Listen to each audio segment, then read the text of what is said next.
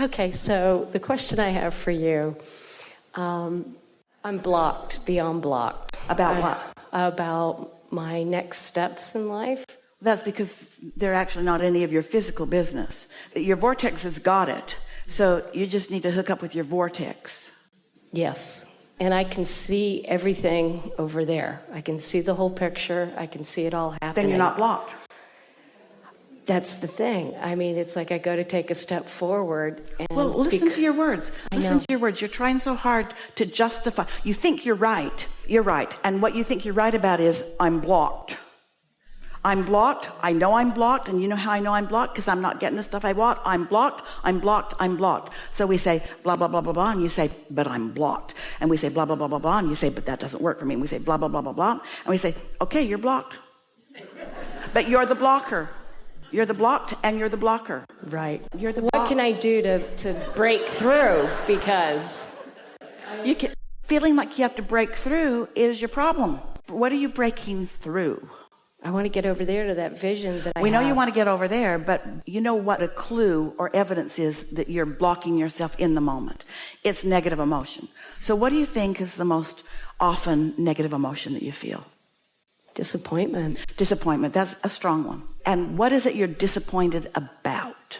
When it comes up, because it comes up a lot, marble after marble after marble. Tell us one thing that disappoints you sometimes. Me. Okay, but that's so big. You see, most people think that what's blocking them from what they want is some big, big thing. It isn't. It's just this little thought and this little thought and this little thought and this little thought. Today, when we called on that person, you went, oh, you were so disappointed. What was your disappointment about?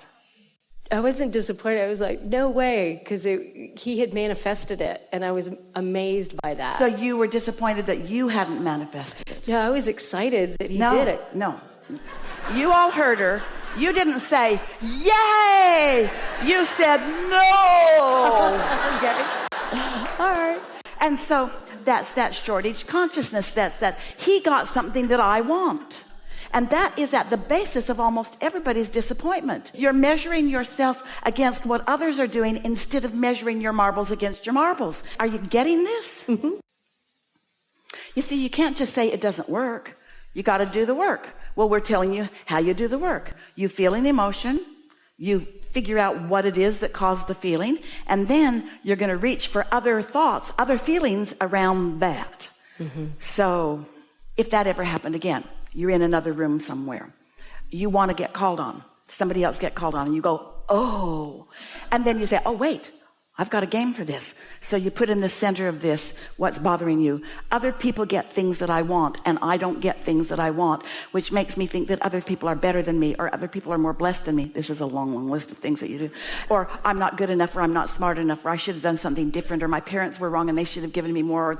It's a long, long, long, long, long, long, long, long, long, long, long, long list of reasons that you feel disadvantaged. So there it is in the center. But now you're looking for good feeling, existing things about this subject that you can put in the circles around the edge. Now you've got one. Oh yeah, I felt disappointed like that one time. And then later in the day, at a time of perfect timing, I got in the hot seat.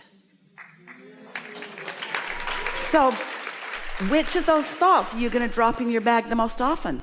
Other people get things that I want and I don't get them, or sometimes I get what I want. What else is like that? What else? We know you have a wonderful life. What else are easy, not things you have to reach for, easy existing matches? Easy existing matches. How'd you get here today? Myself. I drove. I have a car. Yeah, I have a car. I have a house. I have a house. I have friends. I have friends. Yes. Does your car disappoint you? Right now, yes. All right. So now we've got a new page. My car sucks. So it's in the center. I feel disappointment about my car. So now look for easy existing matches that feel better. Your car got you here, did you say? Yes. Yes. Does it take you other places? Yes. So you feel that you have some freedom to get around? Yes. So those are easy existing matches. Yes? Does it cost a lot of money?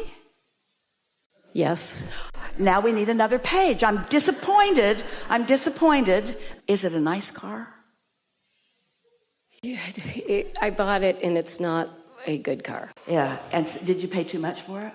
The price it is at this time But at the time, it was a good price.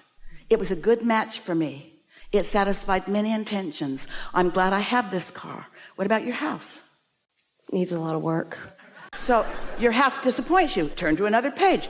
House is in the center of this. My house disappoints me because, just briefly, not new enough, not organized enough, not clean enough. Is it a mess? Yes. Another page. Oh, right. Another page. I'm disappointed because I'm disorganized or my house is a mess. But what are some easy existing matches about that? I like my neighborhood. What? I like my neighborhood. I like my neighborhood. Yeah. But we're off the house part. We're on the disorganized part. So what are the good feeling matches about that? I can find things. I know my way around. It might be disordered to some, but I can find my way around. Well, I just appreciate you letting me have almost that. I always thought I had to have a positive piece of information in the middle and then work around it. We're starting with the thing that's bothering you, which is this end of the stick, and then we're asking you to find things that match the other end of the stick, because you have to train yourself. What's on the other end of the stick from disappointed?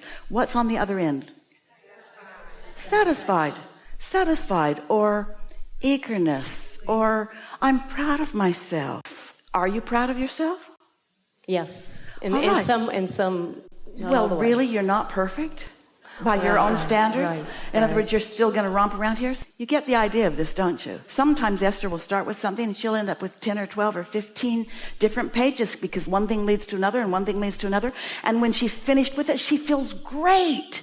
It's like, wow, I didn't even realize that I have those active marbles until that happened, that I really felt in a strong way, and then I did something about it. That's the work. Your point of attraction is the work. Your point of attraction is the work. Your point of attraction is the only work.